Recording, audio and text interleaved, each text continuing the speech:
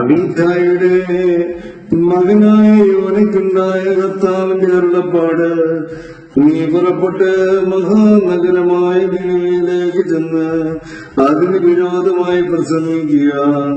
അവരുടെ തിന്മ എന്റെ സന്നിധിയിലെത്തിയിരിക്കുന്നു. എന്നാൽ യോന കർത്തൃസന്നിധിയിൽ നിന്ന് തർശീസിലേക്ക് ഓടിപ്പോകേണ്ടതിന് പുറപ്പെട്ട് യോഫായിലേക്ക് ചെന്ന് തർശീസിലേക്ക് പോകുന്ന ഒരു കപ്പൽ കണ്ട് കൂലി കൊടുത്ത് കർത്തൃസന്നിധിയിൽ നിന്ന് അവരോടുകൂടെ തർശീസിലേക്ക് പോകുവാൻ അതിൽ കയറി. കർത്താവ് സമുദ്രത്തിൽ ഒരു കൊടുങ്കാറ്റ് അടിപ്പിച്ചു. കപ്പൽ തകർന്നു പോകുവാൻ തക്കവണ്ണം സമുദ്രത്തിൽ വലിയ കോളിളക്കമുണ്ടായി. കപ്പൽക്കാർ ഭയപ്പെട്ട് ഓരോരുവൻ അവനവന്റെ ദേവനോട് നിലവിളിച്ചു. കപ്പലിന്റെ ഭാരം കുറയ്ക്കുവാൻ അവർ അതിലെ ചരക്ക് സമുദ്രത്തിൽ എറിഞ്ഞു കളഞ്ഞു. യോനിയോ കപ്പലിന്റെ അടുത്തട്ടിൽ ഇറങ്ങിക്കിടന്ന് സുഖമായി ഉറങ്ങുകയായിരുന്നു.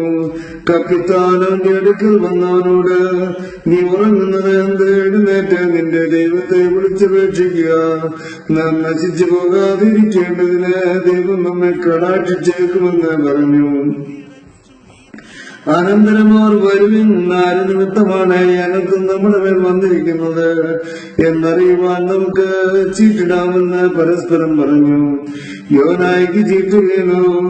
അവൻ അവനോട്, ഈ ആപത്ത് നമ്മുടെ മേൽ എന്തുകൊണ്ട് വന്നുവെന്ന് നീ പറഞ്ഞു തരണം. നിന്റെ ജോലി എന്ത്? നീ എവിടെ നിന്ന് വരുന്നു? ഏതാണ് നിന്റെ നാട്? ഏത് ജാതിക്കാരെന്ന് ചോദിച്ചു. അവനവരോട്, ഞാനൊരു എബ്രായൻ, കടലും കരയും സൃഷ്ടിച്ച സ്വർഗീയ ദൈവമായ കർത്താവിനെ ഞാൻ ആരാധിക്കുന്നുവെന്ന് പറഞ്ഞു.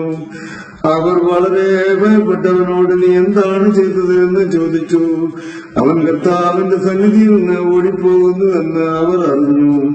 സമുദ്രം മേൽക്ക് മേലധികം കോപിച്ചുകൊണ്ട് അവർ അവനോട്, സമുദ്രമടങ്ങുവാൻ വേണ്ടി ഞങ്ങൾ നിന്നോട് എന്താണ് ചെയ്യേണ്ടതെന്ന് ചോദിച്ചു. അവൻ അവരോട്, എന്നെടുത്ത് സമുദ്രത്തിൽ എറിഞ്ഞു കളയും, അപ്പോൾ സമുദ്രമടങ്ങും. എന്റെ നിമിത്തമാണ് ഈ വലിയ കൊടുങ്കാറ്റ് നിങ്ങൾക്ക് തട്ടിയിരിക്കുന്നതെന്ന് ഞാൻ അറിയുന്നുവെന്ന് പറഞ്ഞു.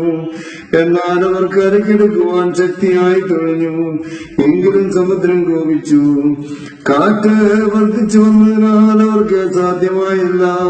അവർ ദൈവത്തോട് നിലവിളിച്ചു, കർത്താവേ, മനുഷ്യന്റെ ജീവൻ നിമിത്തം ഞങ്ങൾ നശിച്ചു പോകരുതേ. കുറ്റമില്ലാത്ത രക്തം ചൊരിഞ്ഞ് കുറ്റം ഞങ്ങളുടെ മേൽ വരുത്തരുതേ. നാഥാ, നിനക്ക് തിരുവിഷ്ടമായതുപോലെ നീ ചെയ്തിരിക്കുന്നുവെന്ന് പറഞ്ഞു. പിന്നെ അവർ യോനായടുത്ത് സമുദ്രത്തിൽ വിട്ടുകളഞ്ഞു. സമുദ്ര കോപമടങ്ങുകയും ചെയ്തു. അപ്പോൾ അവർ കർത്താവിനെ അത്യന്തം ഭയപ്പെട്ട് കർത്താവിനെ യാഗം കഴിച്ച് നേർച്ചകളും നേർന്നു. യോനായ കഴിഞ്ഞിട്ട് കർത്താവ് ഒരു മഹാമത്സ്യത്തെ നിയോഗിച്ചിരുന്നു. അങ്ങനെ യോന 3 രാവും 3 പകലും ആ മത്സ്യത്തിന്റെ വയറ്റിൽ കിടന്നു. ദൈവമേ, സ്തുതിക്ക് യോഗ്യമാകുന്നു. ബാറയ്ക്കുമോ.